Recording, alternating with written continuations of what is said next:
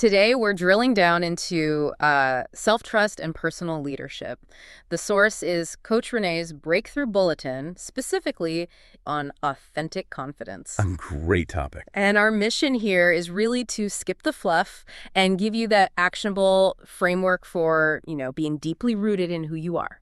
We're going to pull directly from the structure Renee designed. And it's such necessary work because when most people think confidence, they immediately picture someone, loud or super polished. Right, maybe even aggressively certain. Exactly. That sort of default high-performance idea that honestly often leads to burnout. It's fragile. And the bulletin contrasts that right away. It says authentic confidence isn't about acting confident. No. It's about being aligned. It's that match between what you know is true about yourself, your values, your intentions, and how you actually show up in the world. That alignment is a complete game changer. It shifts the entire relational dynamic. How so? Well, when your confidence is grounded in internal self-trust, rather than looking for external approval. The validation from others. Right. You stop chasing that affirmation. You just become incredibly steady. Okay, let's focus on that influence.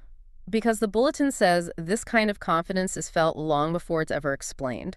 How does my internal alignment actually project outward? It projects as consistency, as steadiness. When you're internally steady, your whole presence is just clearer. People sense it through your boundaries, through the intention in your words. And your energy. Crucially, it fosters an environment of psychological safety, not intimidation. I want to push on that a little because we often assume confidence, especially in a high-stakes environment, requires projecting dominance to be respected. So why does this lead to safety instead of just competitive posturing? That's a great question. It's because the goal shifts from performance, from trying to prove you're worthy to trust. If I'm worried about proving myself, I'm going to be erratic, maybe a little high maintenance. And that makes everyone else tense. But if I'm steady and self-assured, others can relax. They can listen and engage more honestly. So your confidence becomes an anchor for them. Exactly. It serves as an anchor in relationships. You're not trying to convince anyone of your value. You're just inhabiting it. And that allows others to feel safe enough to trust the whole environment you're creating. That's the difference between being impressive and being trustworthy. That's it. So if the foundation is self-trust, we need the tools to build it. Coach Renee gives 3 very concrete tips. Let's start with the first one. Own your strengths. This is where we hit what she calls the language trap.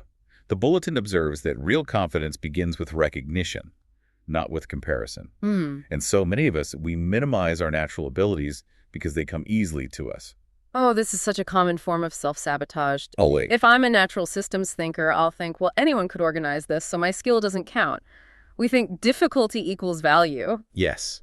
And that quiet dismissal, that little minimization, it just erodes our confidence from the very start. It's a subtle outsourcing of our own worth. We're afraid of sounding arrogant, so we say things like, oh, it's nothing, or anyone could do that. Right. But the bulletin really stresses that owning your strengths requires you to deliberately name them without apology. And the micro-step activity for this is so useful. It makes it active. You write down 3 strengths you use consistently at work, in relationships, whatever. And for each one, you note one way it positively impacts other people. Yes, and the crucial habit is to revisit that list when the self-doubt creeps in. So you're trading that vague, paralyzing feeling of, I'm not good enough, for specific evidence. Tangible evidence of your contributions. That's the first big internal shift. That flows perfectly into tip 2. Validate yourself first. This one directly targets that need for external affirmation. It does.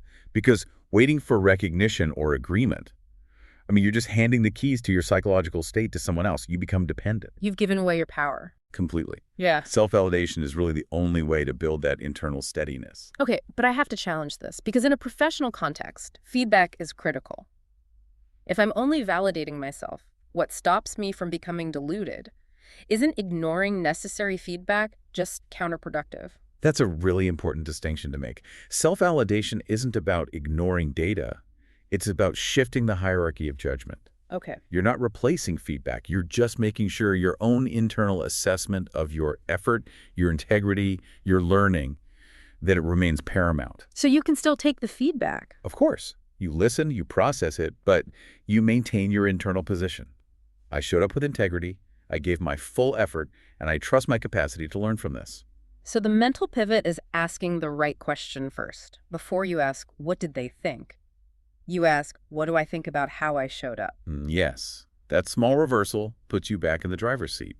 It lets you anchor yourself before the external opinions can sway you, It makes you the primary assessor of your own experience. which stabilizes you no matter what comes next. Now for the last tip, which for many is the biggest hurdle. Tip 3, act through fear. We are all guilty of waiting to feel confident before we take the leap. And Coach Renee is so clear that waiting is the trap.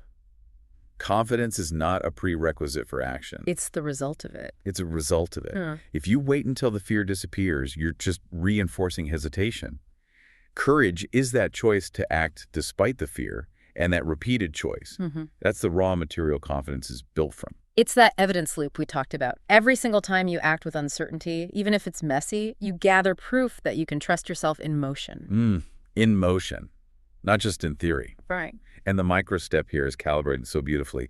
It says to identify one conversation or decision you've been putting off and take a single contained action within 48 hours. And the key instruction is to take the step that feels slightly uncomfortable but aligned. Yes. Let's focus on why slightly uncomfortable is the magic formula. It sounds like the optimal zone for growth. Precisely. If it's too easy, there's no growth.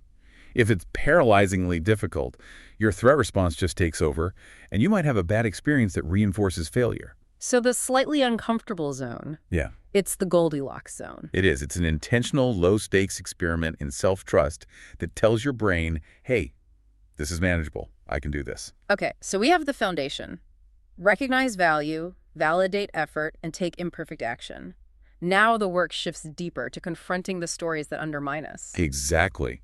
The bulletin observes that most confidence struggles are not rooted in a lack of ability, but in narrative. In the stories we tell ourselves. Yes, we trip over these outdated, internalized stories about our own potential. And these narratives are so subtle, they're often inherited stories, aren't they? Old labels from childhood or some harsh feedback from a job 10 years ago that just sticks. Absolutely. And it shapes how we see every new opportunity. Yeah.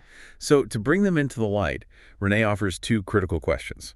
The first one is, what story have you been telling yourself about your confidence? And the second, which is more about possibility, what if you fully embraced your voice and presence? To start rewriting that story, the instruction is to write down the dominant narrative you have when you hesitate, and then you challenge it with one core question. Is this story current, or is it inherited? If you're operating on old data, it's time for an update. A radical update. The task is to rewrite this story using factual, present-tense specific detail, grounded in evidence. So you're moving from a vague, debilitating thought like, I'm terrible under pressure, to a specific, evidence-based statement like, in the last high-pressure situation, I took 5 minutes to structure my response and I delivered it clearly.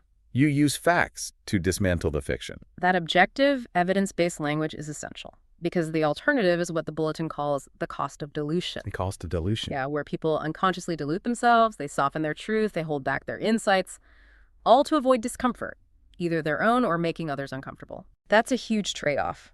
We think we're protecting ourselves, but we're actually just sacrificing our potential. Exactly. Diluting yourself might protect you from a little temporary criticism, but it guarantees your full, authentic impact will never be realized. So authentic confidence asks a totally different question. It asks, what becomes possible when you allow yourself to be fully expressed? That's a brilliant shift. And to really anchor this, to move it from just an idea to a lived physical experience, Coach Renee introduces an exercise called the confidence mirror. This is a powerful practice. It intentionally anchors that self-trust in a physical, lived experience. It connects the mind and the body. Let's walk through the steps. Step 1 is simple. Stand in front of a mirror in a quiet space. Step 2, speak aloud 3 strengths that genuinely reflect who you are, and say them slowly. And step 3 is the most potent one for embodiment. Recall a specific moment when you acted with confidence and describe it out loud, including how your body felt. Yes. Did you feel grounded? Did your shoulders drop? Was your voice steady? That integration of the memory with the physical sensation is so crucial. We store negative emotions physically, right? So by intentionally linking a moment of self-trust to a positive bodily feeling, you're giving your nervous system a positive anchor. You're building a physical memory of competence. You are. And then step 4 is to write a short affirmation based on that memory and repeat it once a day for a week. It's a ritual to make self-trust your default setting. This whole journey, from recognition to embodiment, it all drives toward action. Which brings us perfectly to the nugget of wisdom that closes out the bulletin. It's a great one. It's profound. It says, confidence isn't the absence of doubt, but the willingness to move forward despite it. It's such a permission slip to just be human. Doubt doesn't disqualify you. It often signals that you're expanding, that you're on the edge of your growth. Right. If you didn't feel any uncertainty, you probably wouldn't be challenging yourself. You wouldn't be growing. So it completely reframes the mission. Authentic confidence develops when you choose movement over certainty. Yes. That pressure to eliminate all doubt before you start anything, it's paralyzing. But if you treat action as the engine, you just bypass the paralysis. The movement itself proves you can handle it. It validates the choice to step forward in the first place. So we've seen how this guidance from Coach Renee moves us from seeking external approval to embracing internal alignment and intentional action. But we want to leave you with one final thought. What intentional, slightly uncomfortable action will you take this week, knowing that the greatest limitation might just be the inherited story you're currently telling yourself? If you found these insights valuable, we invite you to subscribe. Join us for more opportunities like this, where we turn dense information into knowledge you can really use. Thank you for exploring these concepts with us today.